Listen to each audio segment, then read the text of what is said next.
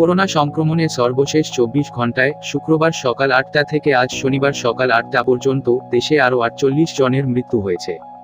এ সময় নতুন রোগী শনাক্ত হয়েছে 1327 জন। এটি গত টানা 104 দিনের মধ্যে 24 ঘন্টায় সর্বনিম্ন রোগী শনাক্তের রেকর্ড। করোনার ডেল্টা ধরনের দাপটের মধ্যে এর আগে একদিনে এর চেয়ে কম রোগী শনাক্তের খবর এসেছিল গত 29শে মে 1043 জন। নতুন রোগী কমলেও আগের দিনের তুলনায় গত 24 ঘন্টায় দেশে করোনায় মৃত্যু বেড়েছে। আজ বিকেলে স্বাস্থ্য অধিদপ্তরের সংবাদ বিজ্ঞপ্তিতে করোনা পরিস্থিতির সর্বশেষ 24 ঘন্টার তথ্য জানানো হয়। আগের 24 ঘন্টায় করোনায় মৃত্যু হয়েছিল 38 জনের।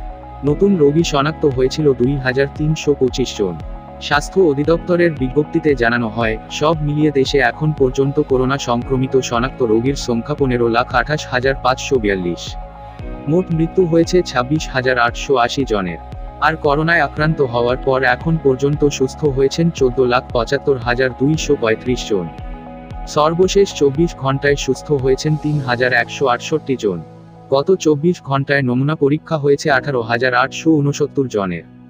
পরীক্ষার বিপরীতে রোগী শনাক্ত দাঁড়িয়েছে 7.03%। সর্বশেষ 24 ঘন্টায় ঢাকা বিভাগে সবচেয়ে বেশি 22 জনের মৃত্যু হয়েছে। চট্টগ্রাম বিভাগে 12 জনের মৃত্যু হয়েছে। বাকিরা অন্য বিভাগের। 2019 সালের ডিসেম্বরে চীনের উহানে প্রথম করোনা সংক্রমণ দেখা দেয়।